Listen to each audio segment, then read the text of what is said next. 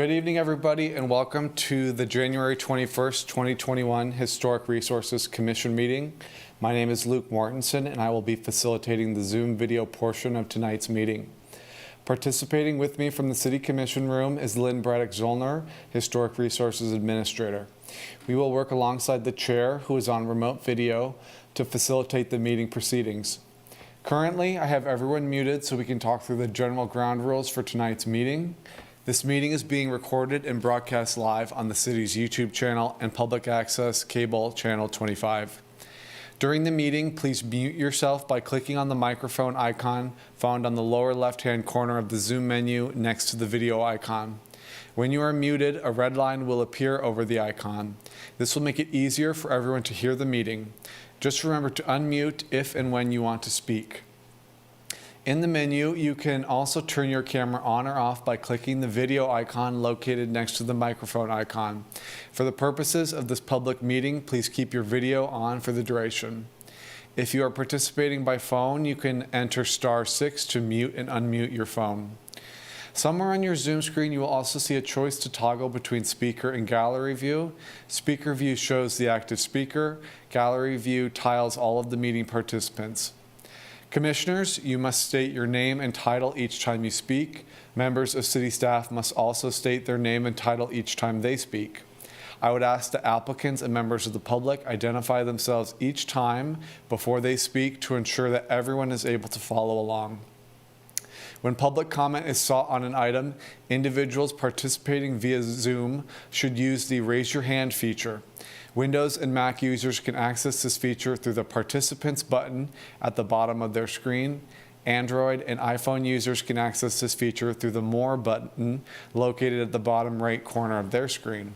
For those calling in by phone, you may dial *9. Individuals will be called upon by name in the order they appear on the meeting host screen. When you are called on, please unmute your listening device and state your name before speaking. The chair will then call for in-person public comment for those who are physically present. Staff will direct those who are present to the podium to speak while following social distancing and safety protocols. The regular 3-minute time limit will apply. All motions will need to be stated clearly. After a motion is made and seconded, the chair will call on each commissioner individually to provide their vote. Staff will then need to announce whether the motion carried in the count of the vote. I'd like to remind everyone once more to please mute yourself when you're not speaking. And at this point, I will turn the meeting back over to Chair Meyer. Thank you, Jody Meyer, Chair. I'd like to call to order the January 21st meeting of the Lawrence Historic Resources Commission. We will start by taking roll. Kelly Irby. Present. Sarah Holder. Present. Kent Fry. Present. Brenna Buchanan Young. Present. Chad Foster. Present. Jay Holley. Not present yet. And Jody Meyer present. Okay, we will then move on to the first item on the agenda, which is general business. Under that heading is 2020 attendance. Lynn, is there something that is of note about 2020 attendance? Lynne Braddock Zollner, Historic Resources Administrator. This is an item for your information, and we put it on your agenda in case a commissioner has questions or does not think that the count is reflective of the meeting. So basically, it's an item for you to look at, and then we can discuss if anyone wants to discuss it. All right, Jody Meyer, Chair. Does any other commissioners have any discussion about this item?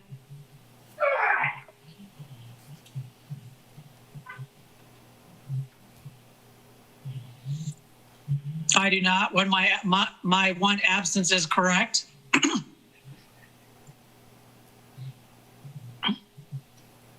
All right, seeing that there is no discussion on this item, then we will just move on to the next item on the agenda, which is communications. Have we received communications from other commissions, the State Historic Preservation Officer, and/or the general public, Lynn?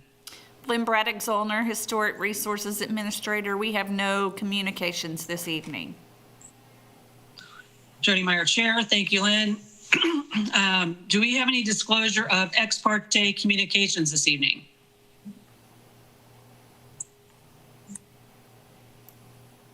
Okay, hearing none, we will move on to the next item, which is there any declaration of abstention for specific agenda items by commissioners this evening?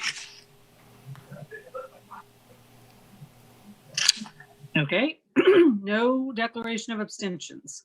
We will then move on to any committee reports. Do we have any committee reports?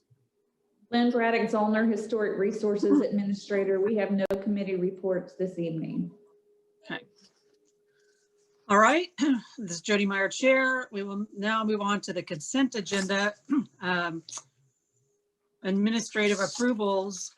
There is, I think, one item to consider confirming the attached design review applications that have already been administratively reviewed and approved by staff. I don't know, Lynn, do you have anything else to say about that? I assume not. Lynne Braddock, Zollner, Historic Resources Administrator. Kyle Kirby and myself are here to answer any questions about any of the reviews you may have. Okay. Jody Meyer, Chair. Is there any public comment on these items? On this item?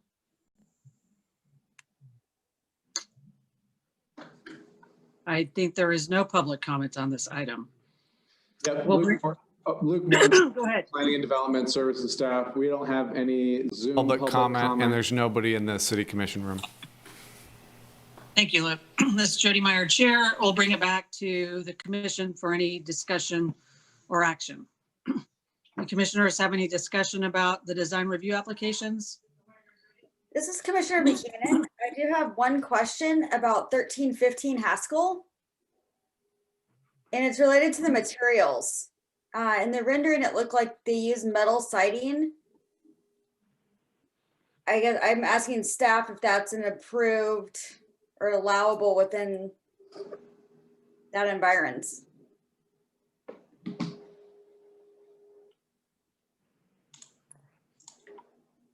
Lynne Braddock, Zollner, Historic Resources Administrator.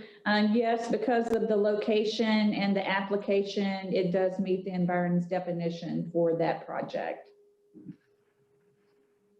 Even with metal siding, Commissioner Buchanan, I guess I thought, I'll follow up with you later on materials, I guess.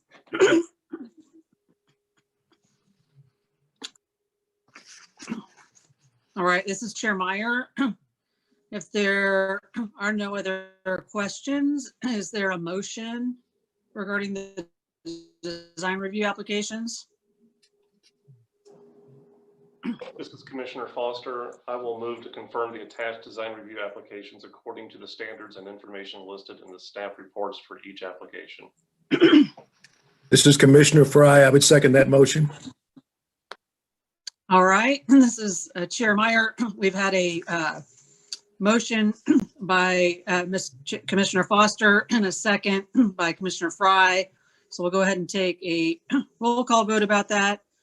Commissioner Irby? Commissioner Irby, aye. Commissioner Holder? Aye. Commissioner Fry? Aye. Commissioner Buchanan Young? Hi. Commissioner Foster? Yes. And Commissioner Meyer is also a yes. So the motion carries 6-0. Lynne Braddock, Zollner, Historic Resources Administrator. I believe Commissioner Holley is back on the line now. Oh, okay. This is Correct. Chair Meyer. Apologies, Chair. Technical issues, also an aye. All right, that takes care of that. I'm sorry, Jay, that I did not notice you joined in. So we will revise that to say that the motion carries 7-0. Thank you, Lynn. All right, we'll move on to the next item on the agenda, which is general public comment. Is there any general public comment, Lynn? Luke Mortensen, Planning and Development Services. We do not have any Zoom public comment, and there's nobody in the City Commission room. Okay, Chair Meyer here. Thank you. We'll move on then to public hearing items, of which there is one, a DR 20459 801 Connecticut Street. Lynne Braddock, Zollner, Resources Administrator. This is a certificate of appropriateness review for the property located at 801 Connecticut Street. It is demolition and new construction. The property is located in the environs of the R.W. Sparr house at 742 Connecticut Street. It's a large project. The applicant is actually requesting to demolish the existing addition on the historic primary structure, construct a new addition in a same general location, demolish the existing accessory structure, and then construct a new accessory structure. The new addition on the primary structure will have a footprint of 445 square feet. It will be located to the west or rear of the existing structure and will be 2 stories tall in height, with the roof matching the height of the existing structure. The primary material will be engineered wood siding. The engineered wood siding should not be used on the historic portion of the primary structure. Wood lap siding should be used on the primary existing historic structure. There's also a new 729 square foot accessory structure that will be placed on the south property line and 5 feet from the west alley property line. It will also be 2 stories tall with a gabled roof. The primary material will be engineered wood siding. Staff had recommended that the proposed project would be recommended for approval if the project would use wood lap siding on the primary historic structure, and if the height were reduced on the accessory structure. If you noted in your staff report, staff had some significant concerns about the size and mass and height of the proposed accessory structure in comparison to what exists in the environs and also the primary structure on the lot. The applicant did submit some revisions that you should have in your packet showing the reduction in the height for the accessory structure. This also changed the design a little bit, so be happy to talk to you or have you ask the applicant questions about that.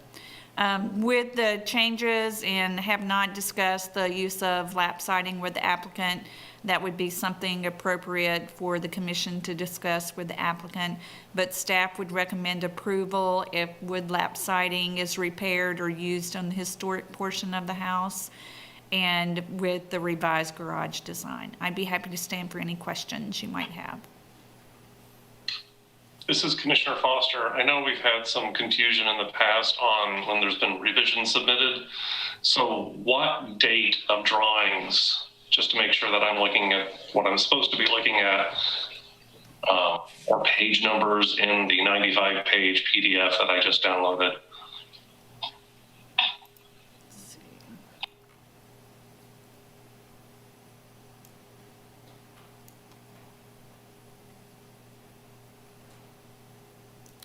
So the drawings for the house and the previous version of the garage, let's see if it gives me a page here.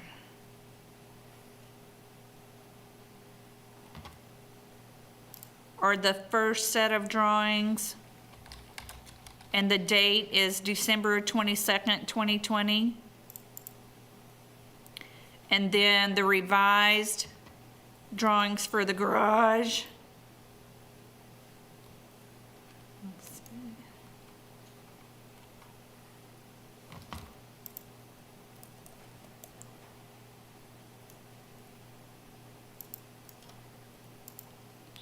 This is Commissioner Foster. I guess I'm looking at elevations that are pages 50 and 51 of the PDF that I downloaded right before the meeting.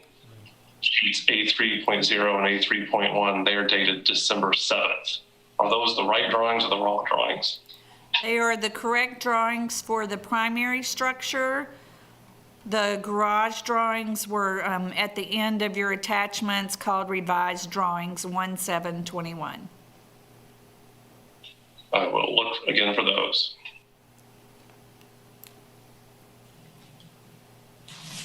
This is Commissioner Fry. Lynn, I have a question on the project. This is a environmental review, right? Environs review. Lynne Braddock. And we're treating, Lynne Braddock, it seems- Zollner, Historic Resources Commissioner. Yes, it is an environs review. as an environs review, we're treating this as though it were an historic structure in requesting that they use wood lap siding, and I don't see where that would be a requirement. Lynne Braddock, Zollner, Historic Resources Administrator. The purpose of requesting the use of wood lap siding was so that it would be compatible with the primary structures and the environs of the listed property. But all we have to do is show that they do not significantly damage or destroy the listed property.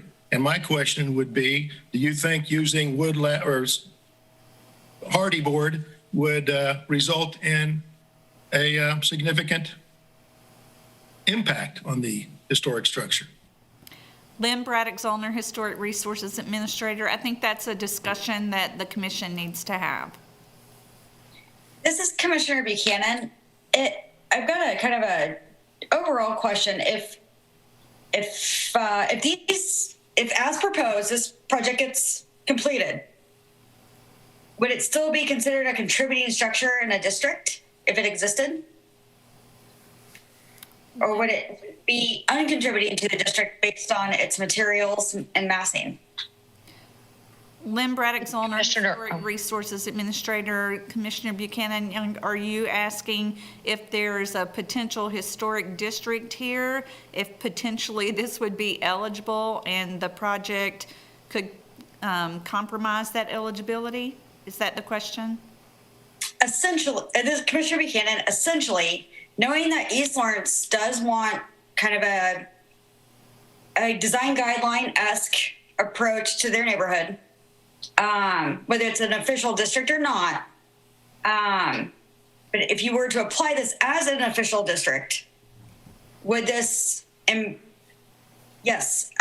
prevent or harm a district listing? Or would it have to be kind of considered its own pattern? These kind of over 20% larger than its original size. You know, there's enough of them now that it's its own pattern. Lynne Braddock, Zollner, Historic Resources Administrator. I don't think the project as proposed would prohibit the structure from being included as a contributing structure to historic district, with the exception of perhaps changing the lap siding on the historic portion of the existing structure. I don't think the large-scale accessory structure would preclude the property from being contributing. Perfect. Thank you. And this is Commissioner Fry. Would the fact that there's what looks to be asbestos siding on it now, would that have the same impact in terms of a contributing structure? Lynne Braddock, Zollner, Historic Resources Administrator, yes. Okay. Commissioner Holder, is there, as I understand it, we as a commission need to discuss lap siding with the applicant. Is that the case? Lynne Braddock, Zollner, Historic Resources Administrator, yes. Commissioner Holder, really we should have a presentation from the applicant at this point, and the commission can ask any questions of the applicant that they have. Thank you. This is Commissioner Holder. I would ask the chair to invite the applicant to speak. This is Chair Meyer. I was prepared to do that after everybody got done asking Lynn questions. Is the applicant present?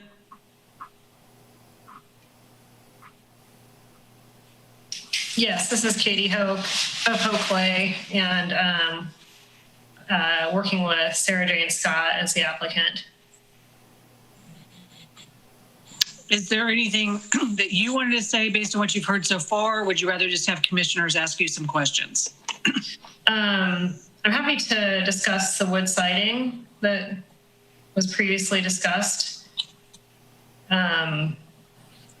It's unclear what's underneath the existing siding. Potentially there is some salvageable wood siding. If you all have looked at the photos of the structure, it's been in deep disrepair for quite a long time. The interior of the building is in pretty bad shape. There's been a lot of water damage. And so while we are hopeful that there's really beautiful lap siding underneath this, whatever's on the exterior right now, this flat shingle looking material, we can't confirm that. And I'd also like to bring to the attention, I'm not sure if you all are aware of lumber prices recently, but they have spiked about 300%. So a stick of cedar, for example, could have gone for maybe $10, $12, and it's up in the $25, $30. So requiring to use cedar lap siding on the main structure, the historic portion of the main structure, potentially would make this project cost prohibitive. So I would like the HRC to consider that impact of trying to rehabilitate dilapidated homes that have transient people living in them that are in complete disrepair, requiring that level of wood siding to be put on a large surface area potentially would make the project not feasible to be built. And I would also like to add the profile of the lap siding is almost indistinguishable from wood siding. We've used it on a number of other projects, and if it's painted, it really is not something that makes an impact visually on the home.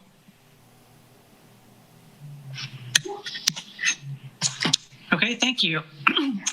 Do commissioners have questions of the applicant?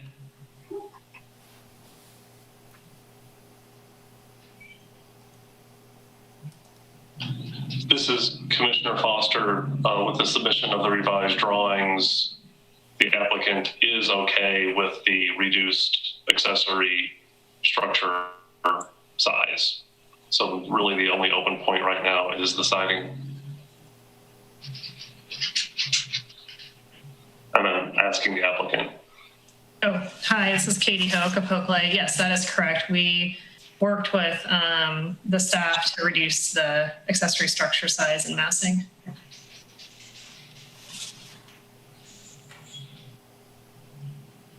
This is Commissioner Fry. I'll wait till never mind. Hold on. This is Chair Meyer. Lynn, I just wanted to make sure that, do you think that is accurate, that the only issue left after the changes is the question about the siding? Lynne Braddock, Zollner, Historic Resources Administrator. I think that's for the commission to look at the project and see if they have questions about any other aspect of the project. Those were the only details that staff had concerns about. This is Chair Meyer. I guess that's what I meant, is that what were the staff concerns? So I think you answered that. Okay. If there are any other questions for the applicant, then we'll bring it back to the commission for discussion.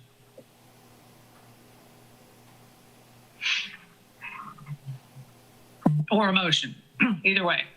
This is Commissioner Buchanan. I still question the amount of volume that's being added to this lot. I know it's the trend right now, but it's also doesn't, anything over 20% is not recommended. And this thing's around 33% difference in volume. I don't know how other commissioners feel.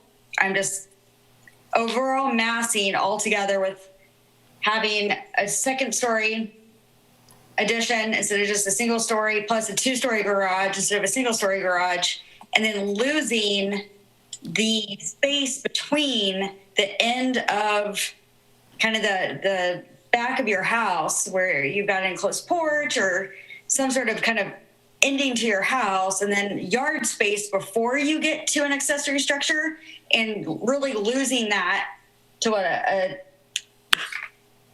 5-foot sidewalk. That's a pretty big difference in how the overall typical use of a lot in that area. So if everybody else is okay with it, I'll stand down, but I just want to see where everyone else is at with that. This is Commissioner Fry. In the 700 block of Connecticut, there are 4 structures on the west side of the street: 705, 711, 737, and 739 Connecticut. All have 2-story garages, and all have been built in the last, 5 or 6 years probably. We just listed a property last year over on New York Street that has a 960 square foot garage. So I don't see that. I don't see how we're moving away from what's typical in the neighborhood. And as to the siding, I don't see. We've had siding discussions on numerous occasions. There was the guy on 11th Street that had to put a log siding on his house, and it's an environs issue. There's no requirement to have wood siding in an environs review, in my mind. This is Commissioner Holder. I would also echo some of the same comments of Commissioner Fry. We are charged with reviewing this under an environs. This is not an individually listed structure, nor is there a district. And when you get boiled down to the standard of review, does this project significantly encroach on, damage, or destroy the landmark? And in my opinion, it does not. I do appreciate that the applicant did reduce the size of the accessory structure because it did make it more subordinate to the main house and the main structure of the lot. Yes, we could continue to improve this. Yes, if this was an individually listed structure, we would probably not approve this. But since it is an environs review, I am in favor of approving this tonight.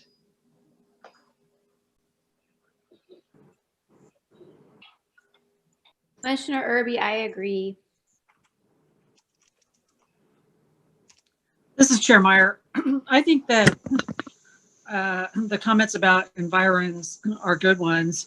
I just want to say, though, that in my experience in my term now and previous years, several years ago, is the only thing to be careful about environs reviews is that once you start saying it's only environs reviews, then I think there's a lower expectation when people come before projects who just say it's an environs review. And so I think that just tossing it out of hand as just an environs review shouldn't be done lightly. On the other hand, I would say that I do commend the applicant on working on the size of it. And so I think I personally would be okay with it for this project. Any other commissioner comments? Commissioner Irby, I just want to say that I don't favor tossing it aside lightly, but I do favor following the guidelines for an environs review. And I feel that this meets those guidelines. This is Commissioner Holder, and that is also my perspective. It's not tossing it aside lightly, but we are charged with reviewing under the standards that are put forth. And in my opinion, it meets us. This is Commissioner Foster. I'm going to do an aside to Lynne real quick. When was the last time we did a group training? We used to do that every year. Lynne Braddock, Zollner, Historic Resources Administrator. How convenient that you brought that up.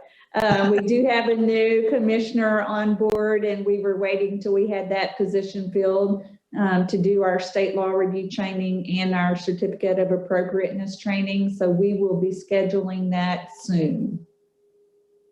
And this is Commissioner Foster. Good to hear. It would be, a great time to have those conversations on drawing lines between environs reviews and materials, and we can talk about siding and my favorite subject, vinyl windows. So I look forward to that.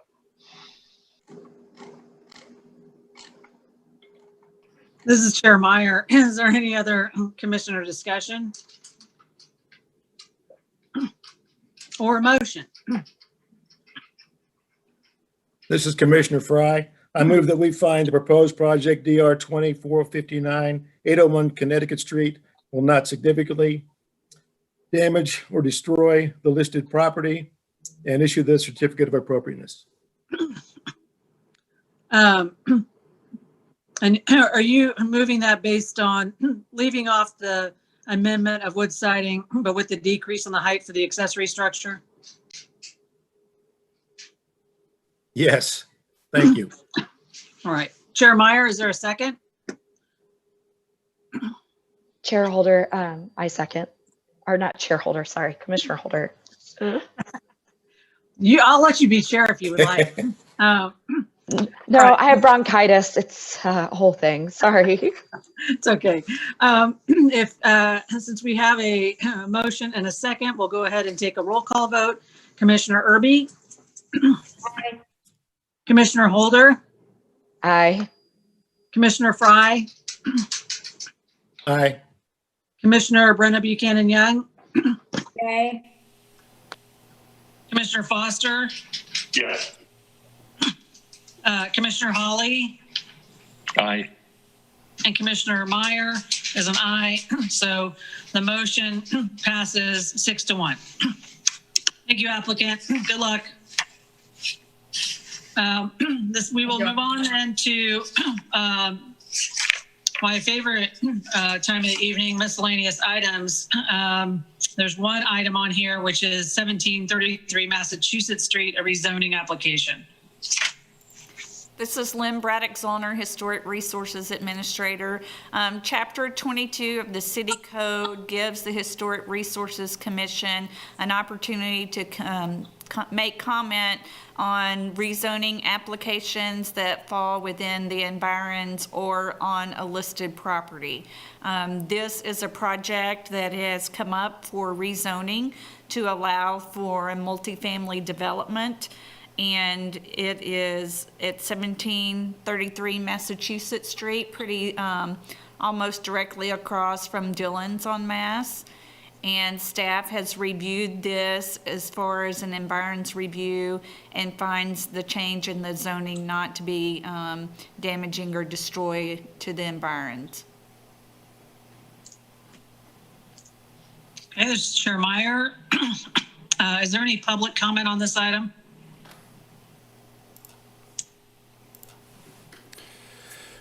Luke Mortensen, Planning and Development Services. There does not appear to be any Zoom public comment, and there's nobody in the City Commission room. Chair Meyer, thank you, Luke. We'll bring it back to the commission for discussion.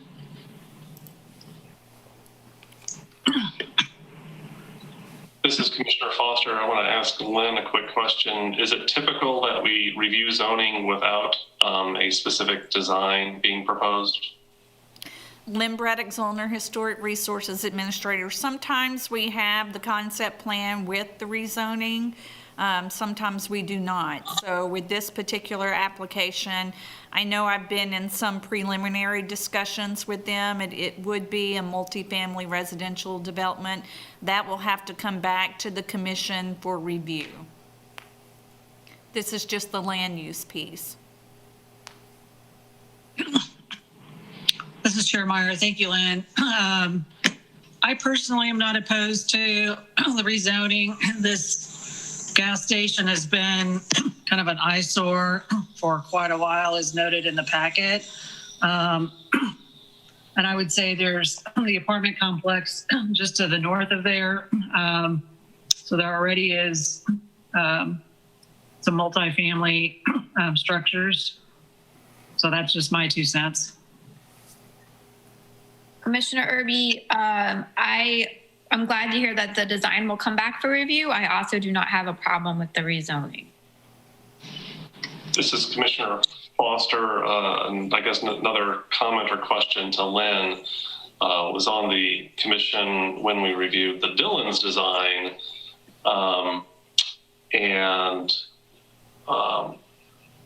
it took a lot of discussion and I think a lot of pressure to get the design that we received from that applicant compared to what they initially proposed.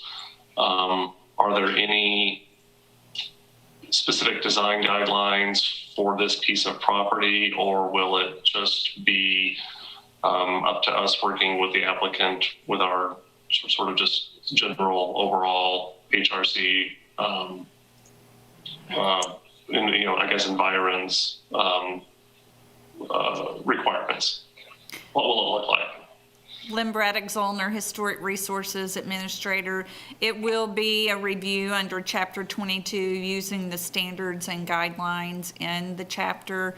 There are some specific guidelines in Chapter 22 about size, scale, massing, materials, height, all of those setbacks, building platform. So you will look at all of those things with your review when it comes back to you. This is Commissioner Foster. Thank you.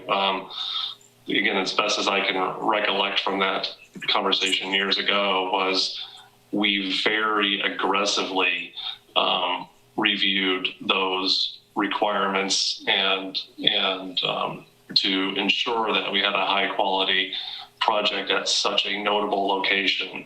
So with our previous discussion of, perhaps not wanting to be aggressive or read between any lines on a property that didn't have maybe such a prominent location, I guess I'll look forward to the commission discussion when we review the design of this, and hoping for an equally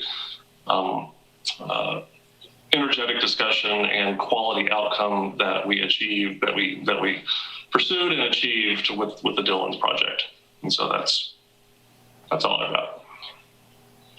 This is Commissioner Buchanan. I want to commend Chad for being part of that committee, which reminds me of ARC. Lynn, I've got a question for you on ARC. What is our current roster for ARC? And do we need to appoint another architect to that committee? Lynne Braddock, Zollner, Historic Resources Administrator. That was my next item for discussion after the rezoning. Okay, sorry. Okay, this is Chair Meyer. Any other commission discussion? This is Commissioner Holder. Lynn, do we know if the proposed project is going to be located just on this lot in question, or are they looking for adjacent lots as well? Lynne Braddock, Zollner, Historic Resources Administrator. It's just for the lots that are included in this proposal. This is Commissioner Foster. Maybe in the future it would be helpful to see the zoning map and how this relates to the neighboring properties. Is this sort of more of the same, or is this going to be the oddball kind of a thing?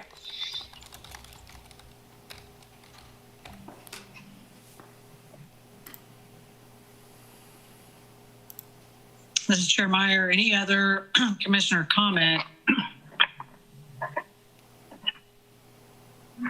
Doesn't sound like it. Lynn, I guess I don't know exactly what you want. I think that as far as our comments, I don't know that it sounds like no one is opposed to the rezoning. I mean, there are concerns about what will be built, but as far as the rezoning itself, I don't think we have any objections. Lynne Braddock, Zollner, Historic Resources Administrator. Probably since there has been discussion and there are concerns about what will be built on this property, it would be appropriate for the commission to make a comment to that effect that can go in the public record. Mr. Meyer, that's great.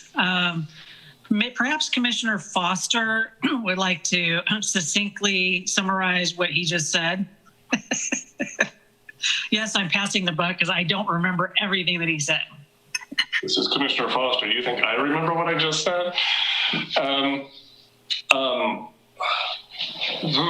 I guess I just want to, certainly, whenever this final design comes before the commission, I want to encourage my fellow commissioners, and if the applicant happens to be watching on whatever platform you can watch this on, is that, as a commission, we are, I look at our role as to look at those gray areas, and gray areas just abound all around and through the subject of historic resources. And my attitude is that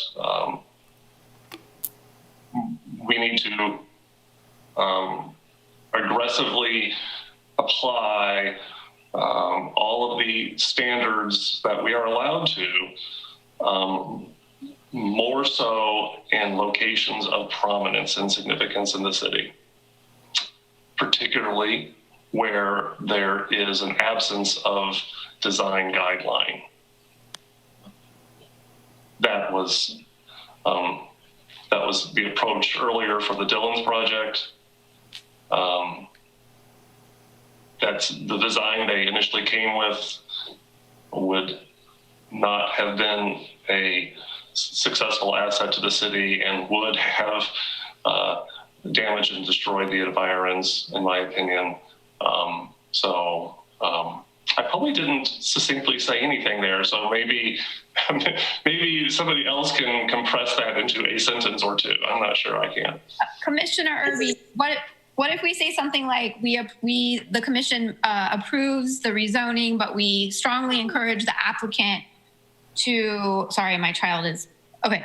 We strongly encourage the applicant to come back with the design for review that, stringently follow, or that makes every effort to follow the guidelines given the prominent location of the property. This is Commissioner Buchanan. I think I'm going to give the applicant a benefit of the doubt since it's a rational request for rezoning. And to say, we look forward to working with you on this and making sure that the end result meets not only our guidelines that we're allowed to review, but is a, +1 for the community of some sort, or like has a positive effect. Since it is such a rational zoning request, we look forward to working with you on what within our purview. So it's not quite so standardized, I guess. Kind of more positive, like, hey, I'm kind of excited about this. We want to work with you. Approach. This is Commissioner Foster. See, concise statements are just so hard. How about, we approved the zoning and, I just had something in my mind too. That we approved the application and we look forward to a close collaboration with the Architectural Review Committee and the full HRC to review the proposed design. I think that's good. I think we should say something about the guidelines, though. Like, bring it back to, we look forward to working with you to ensure that this, the spirit of the guidelines are met, or something like that. Mr. Chair Meyer, I think what Commissioner Irby said is appropriate. I just, needs to be a little stronger than just, we enjoy working with you, but, obviously we're going to have certain expectations about the guidelines being followed. So, Lynne, do you need anything more from us than that? Lynne Braddock, Zollner, Historic Resources Administrator. How about this? The commission supports the rezoning for the property located at 1733 Massachusetts Street and looks forward to close collaboration with the ARC and HRC for a design that meets the specific design guidelines located in Chapter 22. This is Chair Meyer. That sounds excellent. Does any other commissioner object to Lynne's wording? All right, no one does. All right, thank you so much for that, Lynne. We don't need to take a vote on that, right? No. Okay. All right, Chair Meyer here. There are no other items left officially on the agenda for miscellaneous items, but Lynne, you have more miscellaneous items, is that right? Lynne Braddock Zollner, Historic Resources Administrator. Correct, Chair Meyer. We do have a new commissioner on board this evening. Might want to get Jay to say just a few words here in a moment, but typically we have both architects on the commissioner and then one other commissioner on the Architectural Review Committee.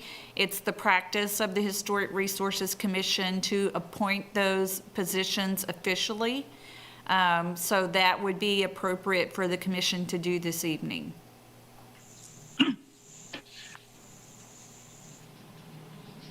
So we just, sorry, this is Chair Meyer.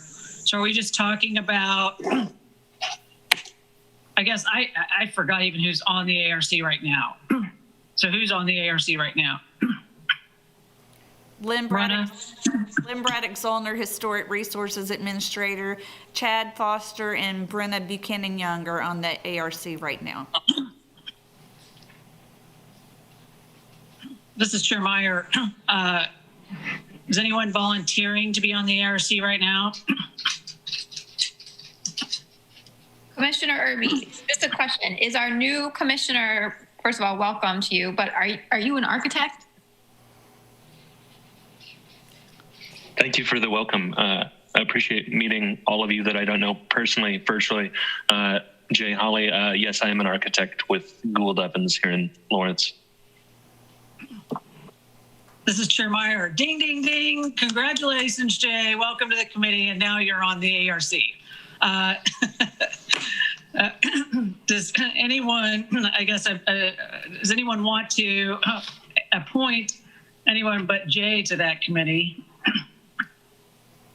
Assuming I shouldn't be so presumptuous. I mean, I assume that Jay is okay with being on the committee. It would be a privilege. All right, Chair Meyer, thank you. Anyone else? Now's your chance.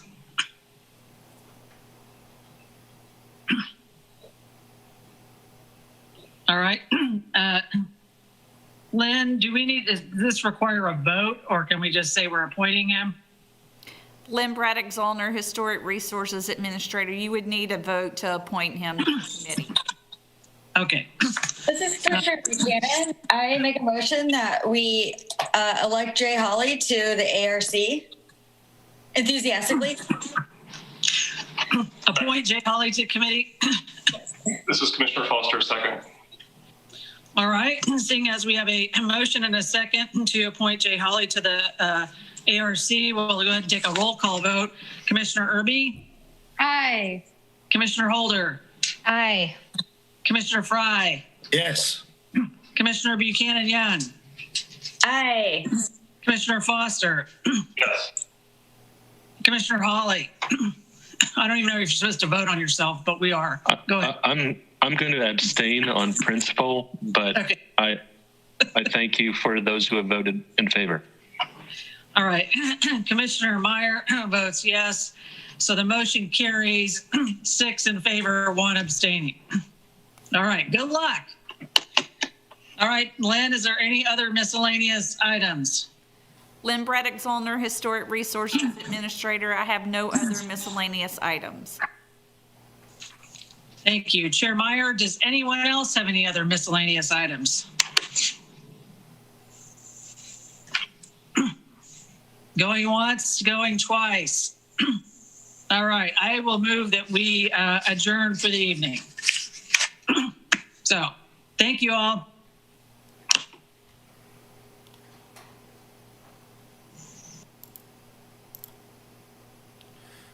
Carter, are we off the air?